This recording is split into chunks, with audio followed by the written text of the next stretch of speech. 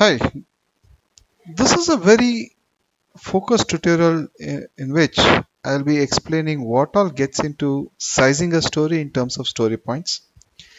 Additionally, there are some misconceptions regarding breaking up the story into technical tasks. I'll be talking about that as well.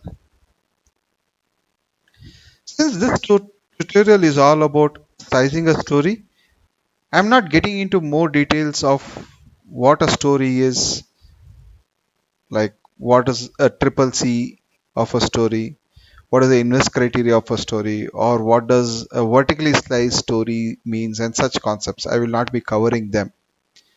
I am assuming that the audience of this tutorial understand and use a story in its true sense.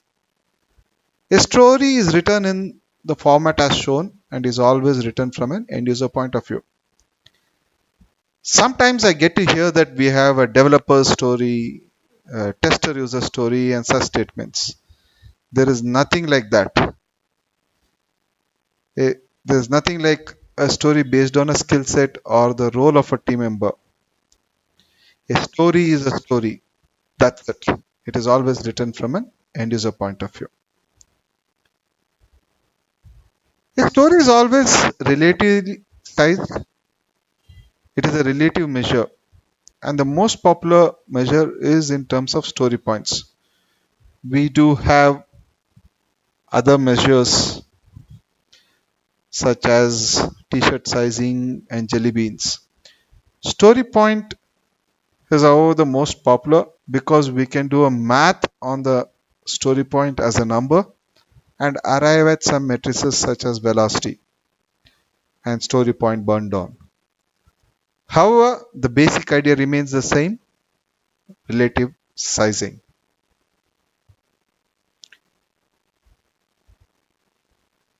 Before I get into relative sizing,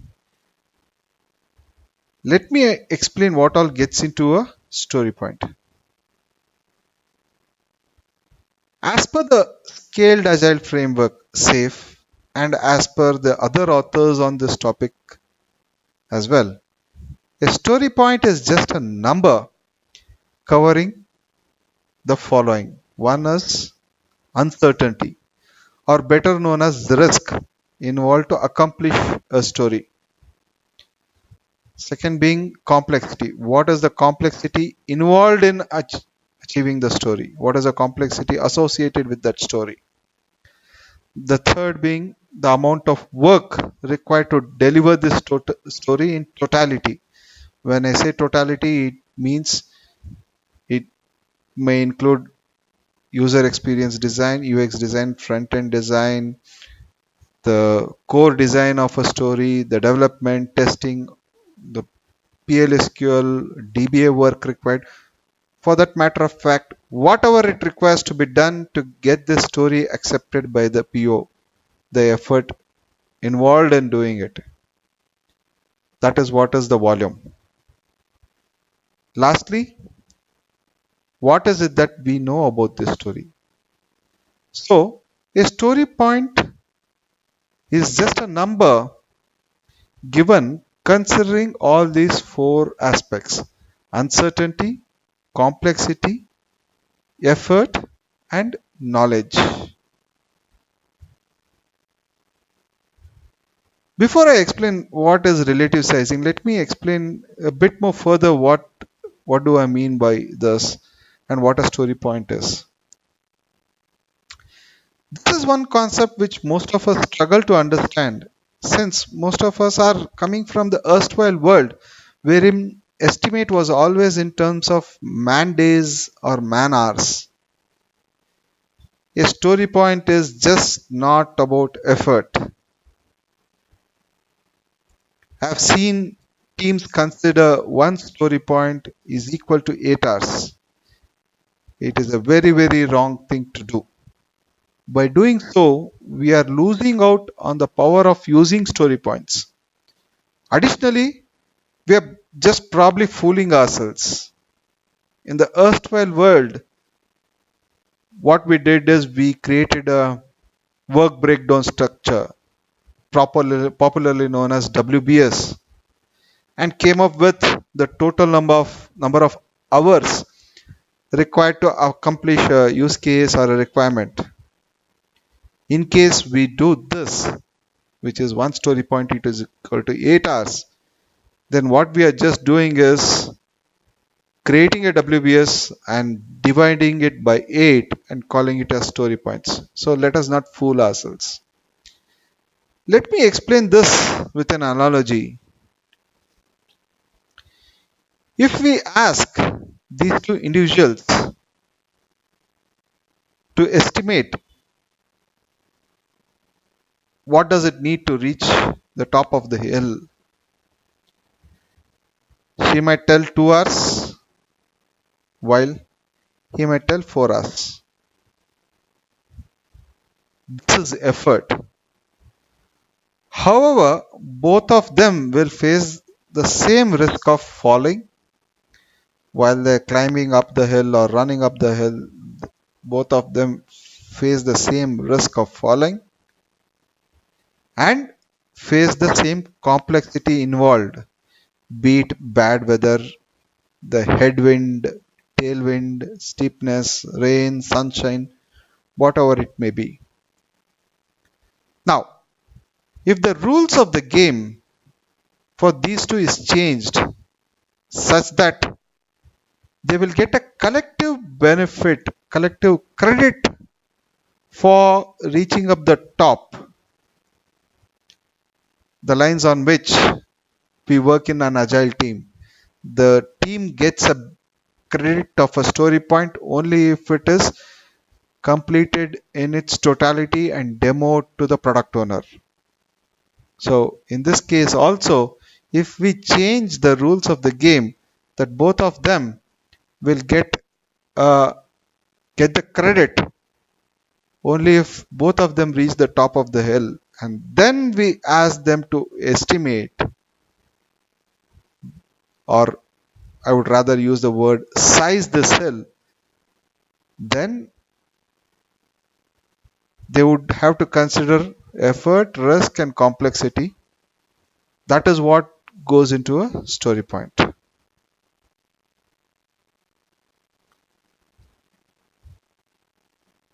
This is what we need to keep in mind when we size our stories as well.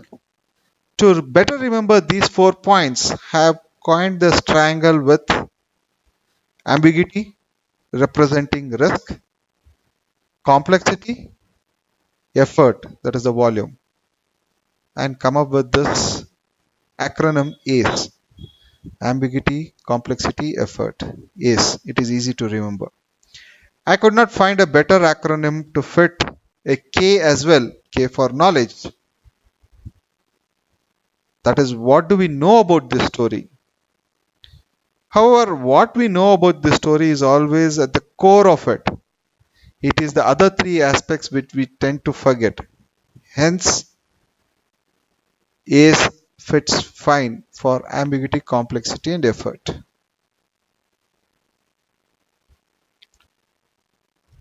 There are various methods and tools that we use to assign story points to a story, be it planning poker, show of fingers, or the modern mobile or the online applications.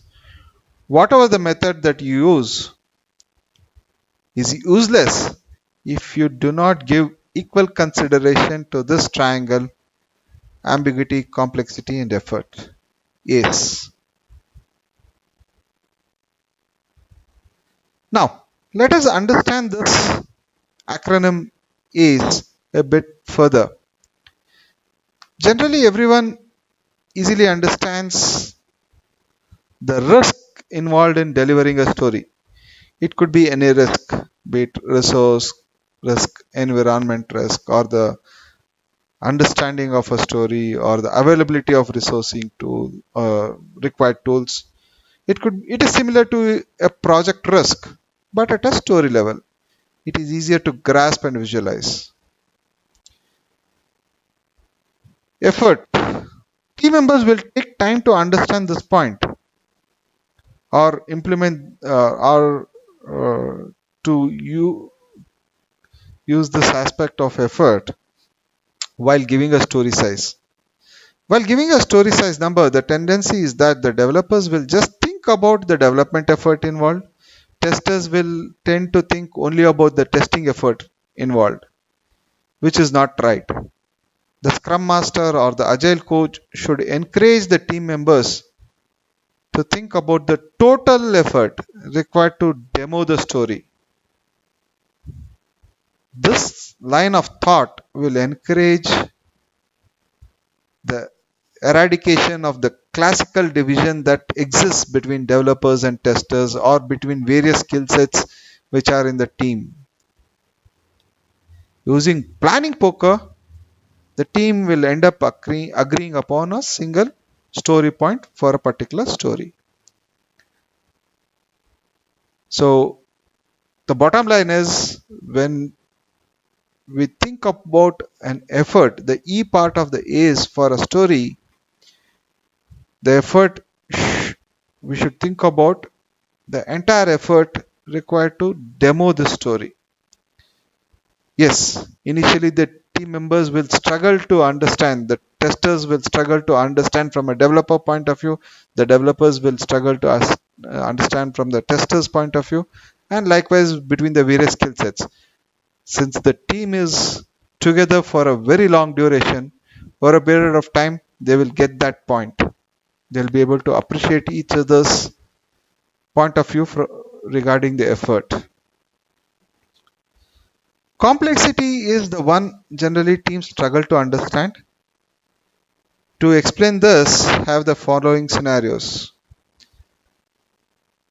Let us assume that we have to write an algorithm to take an array of integers and sum up all of them, or we have to write an algorithm to generate x elements of a Fibonacci series, be 10, 20 elements of a Fibonacci series, or given an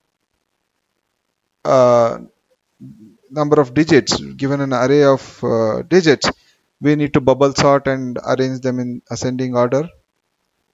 Or this is a bit more complex. We need to write an algorithm which will return true if the set of numbers can be divided equally, else it should return false. The examples being, in this case, since I can divide it in 7 plus 2, and in this series should give me a true, so should this series. While this series should give me a false. If I feed this series to an algorithm, it should return me a false, because whatever I do, I cannot divide it equally in whatever combination. However, this series should give me a true. So I need an algorithm to be written. I need to write an algorithm which will take in a series of numbers and return true or false, as the case may be. If we have 10 engineers to order these in terms of complexity, 9 out of 10 would order it in this manner. This is complexity in terms of software. So this is what is ACE all about: ambiguity, effort, complexity. So when we do planning poker and assign a story point to a particular story, each of the team member, before he or she announces his or her story point, due consideration should be given to the ambiguity involved in the story, the effort involved in the story, in the total effort involved in the story, and the complexity of the story. Giving due consideration to all these three aspects, one should assign a story point to a story.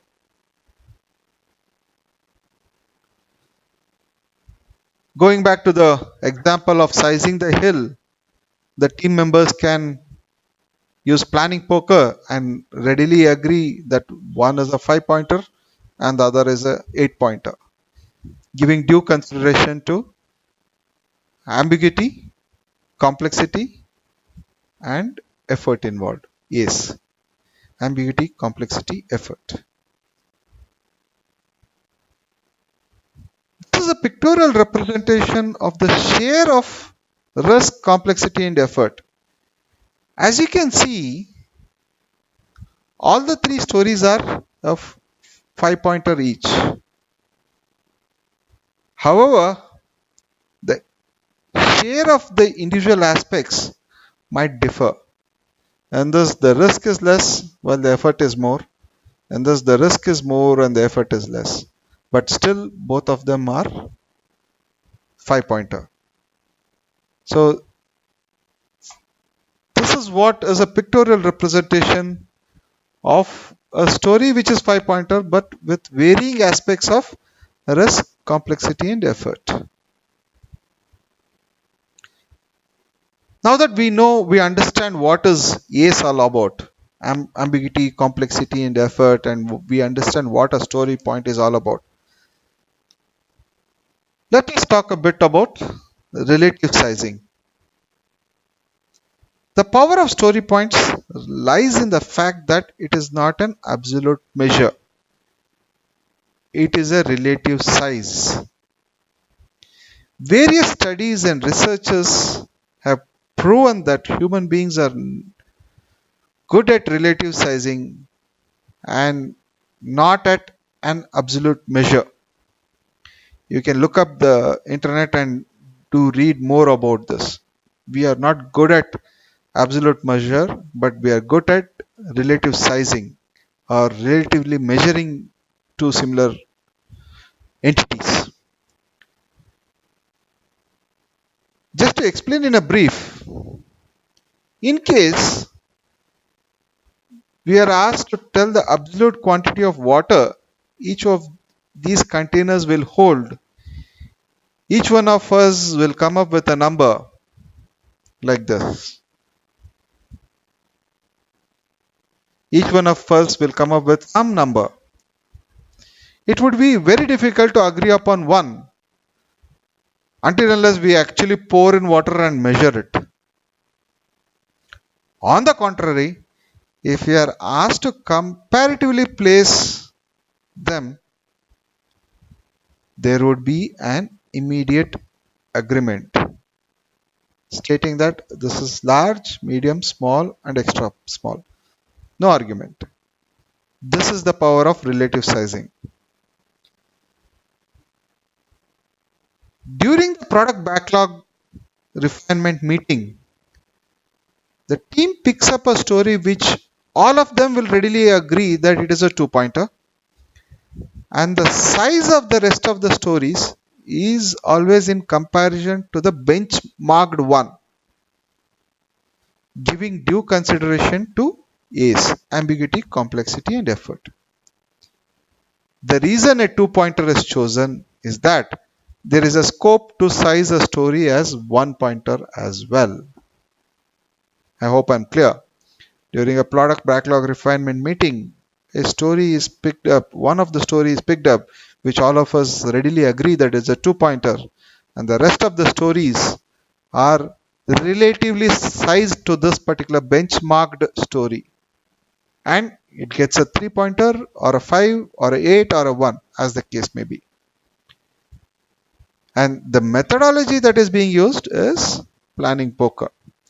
Of course, I'm not getting into the details of how planning poker is played or things like that. That is not the intent of this particular tutorial. Now let us understand a bit more on the power of story points.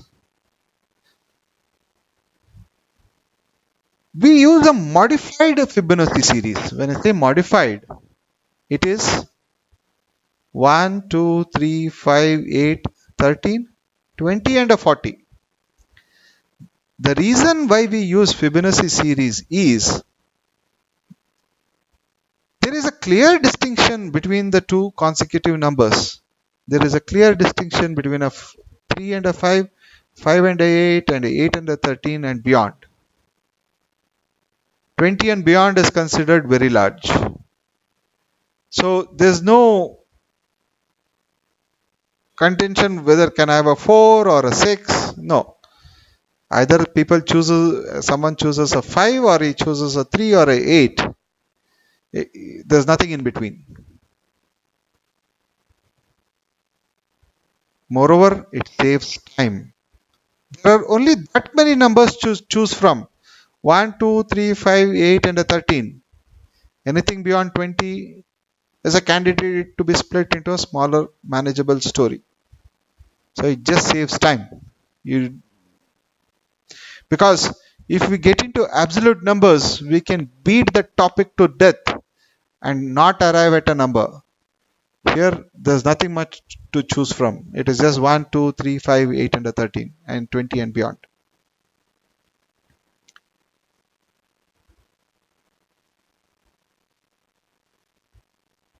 The skill set and the number of years of experience doesn't matter. It is based on what the team can collectively achieve, not one person can do. A five pointer story is a five pointer for all skill sets: designer, DBA, developer, tester, etc. The skill set doesn't matter. A five pointer is a five pointer, irrespective of the skill set. Additionally, the number of years of experience of an individual also does not matter. It is an 8 pointer story for a 10-year-old developer as well as for a 2-year-old developer. So, the differentiation that we generally have in the teams regarding the skill sets and the years of experience is also removed. It is based on what the team can collectively achieve, not one person what he or she can do. The entire team gets a credit of that many story points. That's it. This brings about team collaboration, which is very important in an agile team. It makes the playing ground level for all the team members. Using story points, the playing ground is made level for all the story points because it's an 8 pointer for a 1-year-old developer as well as for a 10-year-old developer. It doesn't differentiate between the skill set or the number of years of experience. And the methodology that we use to arrive at a story point, the most popular one is planning poker. It is important to use planning poker in the right way, which should be sizing the stories independently and announcing their respective story size at the word show, like the way the poker is played. That is hence the name planning poker. Only at the word show, each of the team members should display or show their size. It is very important. It eliminates the hippo effect. Hippo stands for highest paid person opinion.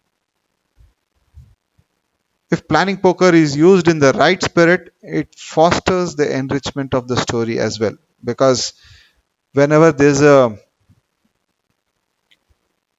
disagreement on a particular story point, each one of the individuals have to put forth their point of view. Thereby, the whole process enriches the story. I'm not getting into the details of how a planning poker should be conducted. That is not the intent of this particular tutorial. Once the team establishes a stable velocity, the business can confidently rely on the release date that the team can give. That is the power of story points. A product backlog of 200 story points will be delivered in 8 sprints, whose team velocity is 25 story points. 200 divided by 25 is equal to 8 sprints. That is the power of story points. Additionally, a story point represents the story as a whole, not the part which we are skilled in. There is nothing as a developer story point or a tester story point, so on and so forth. No. A story point is a story point irrespective of the skill set. This ensures that the teamwork is there among all the skill sets and roles of the team. This is the power of story points. Now that we understand what a story is, what goes into the story point, what is ambiguity, complexity, and effort, what is the power of story points. Let us talk a bit about tasks. The other topic of this tutorial is breaking down the story into tasks and the importance of it. Let us talk about tasking out a story. I use this phrase tasking out a story. A story is always the what aspect, what the customer wants. It is broken down to technical tasks which are technical in nature. So this is the what aspect, what does the customer wants, and this is the technical aspect, the how part of it. Story is the what, task is the how, and tasks are always technical in nature. There are some key differences between the story and a task, which will make it a bit more clear to understand what a task is all about. By making this clear, I'll be able to explain why a story needs to be broken down to technical tasks. A story focuses on the what the team needs to do and why they need to do it. This is about enriching the story, while the task is all about the how aspect of it, how to achieve the story. A story is typically written in a language which the business can understand. As a so and so user, I need so and so that I can get so and so. It's always written in a business language which the business can understand, while the task is always written in a technical nature. It is generally in a technical language. Write so and so code, modify so and so stored procedure. It's always written on a technical nature, which the business need not understand. The product owner need not understand what this task is all about. It is for the team. The authority of the story lies with the product owner. The authority of the tasks lie with the team. Task is always sized in story points. We saw about sizing a story. It's always a story is always sized in story points, while the task is estimated in hours or days. It is the effort. I would prefer to use hours, preferably not more than 8 hours per day, 8 hours per task. That is the max that one can uh, assign to oneself for a working day. So generally I would prefer, so I call it as the task should be bite size. You should be able to bite it in a day. A task should be bite sized. A story is ideally owned by a single owner, irrespective of the skill set. It is not necessary that only the developers own the story. No. A story can be owned by any one of the team member voluntarily. Individual tasks in a particular story can be owned by different individuals. Names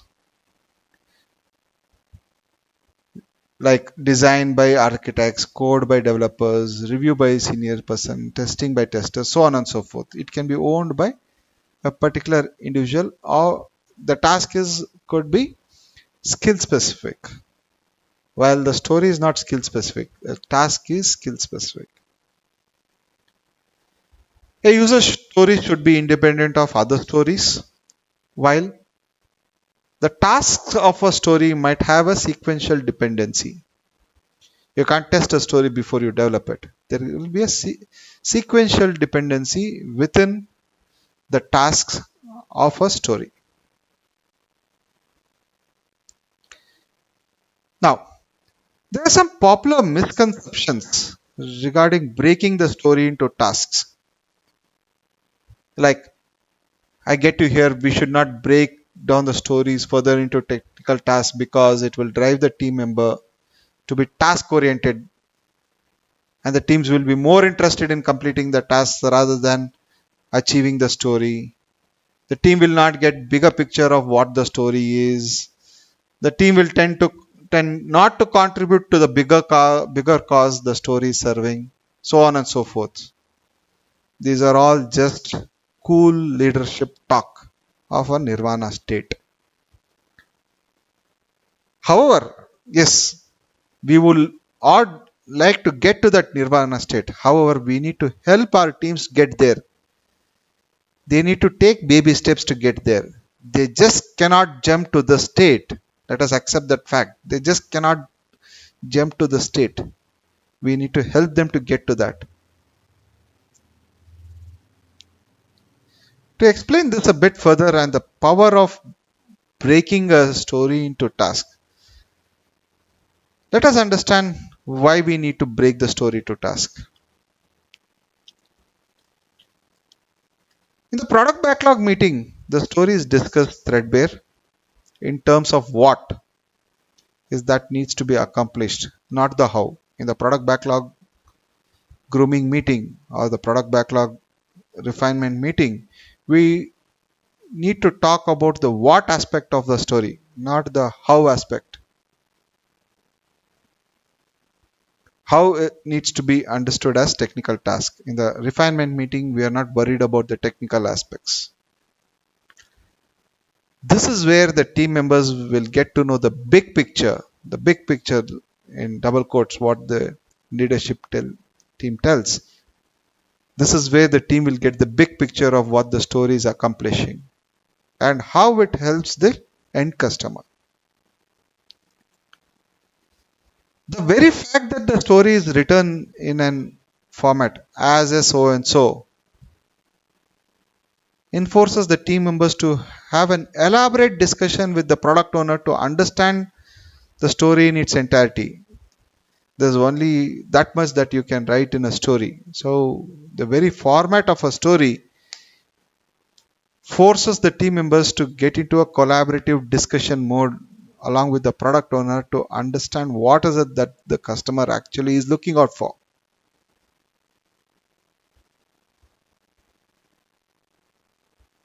At the end of the day, some code needs to be written to accomplish the story, which is the what. The story is the what. By completing the technical tasks, the how part of it. In the sprint planning meeting, the team collaboratively breaks down the story into technical tasks and ensures that there is transparency in who will be doing what, who will be carrying out, who will be writing this piece of code, who will be modifying the stored procedure.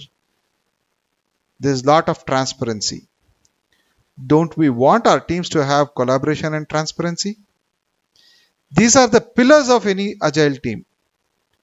If the stories are not broken down to the technical task, how else can we achieve the level of transparency that we are expecting the team to have amongst themselves?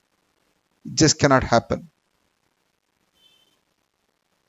To achieve collaboration and transparency, we need to break it down to tasks.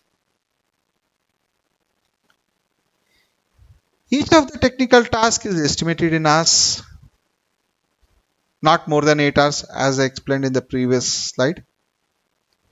Since this is done by the team members themselves, not by the project manager or some project lead, as in the erstwhile waterfall world, the team members assign hours to the task that he or she is owning up for.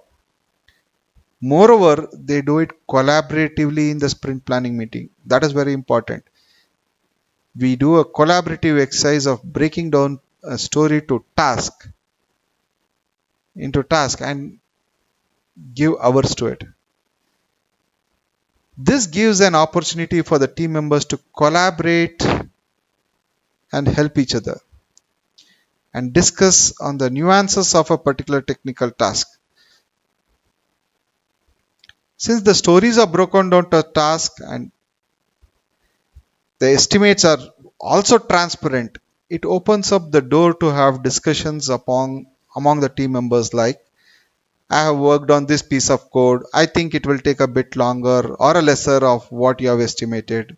Or I don't think this technical work is required for the story, or I know there is a reusable component available which can be used to achieve this technical task, or I think this task is I can do this task in a shorter duration than what you can do because I worked on this piece of code earlier. There's so many things which will pop up just because we have broken down the story into tasks. This fosters the team members to help each other out. There can be many more such comments and discussions propping up just by the fact that we have broken down the story into tasks. Now, talking about the team capacity. The sum total hours of all the tasks, let's say, comes up to 400 hours. If the engineering capacity of the team is 600 hours, which is 10 members into 10 days into 6 hours per day, which is 600. Now it is very transparent. The team have tasked themselves out only for 400 while their capacity is 600. It is pretty transparent. Now it is for the team to think what is it that we can do something more productive with the rest of that 400, 200 hours. So it is very transparent.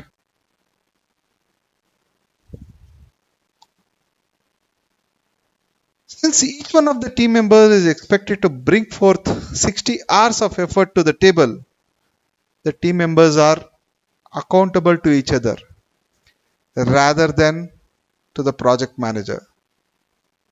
They become self-managed team and self-managed team members. The word of caution over here is this is not micromanagement. Rather, there is no management at all in a well-organized teams. The team members are managing themselves. It is a self-managed team. Stories are broken down to tasks which are estimated in hours. We can plot the effort burned on chart, and the team can track themselves to closure on a day-to-day basis by interpreting the effort burned on. This is what we call as self-managed teams.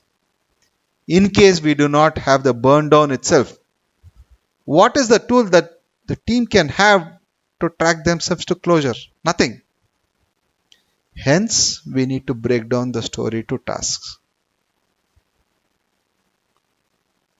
Once there is, since the stories are broken down to tasks, the daily stand-up remains very focused. I call it as talk to the board. Talk to the task board. It helps keep the team members engaged since they're talking to the board.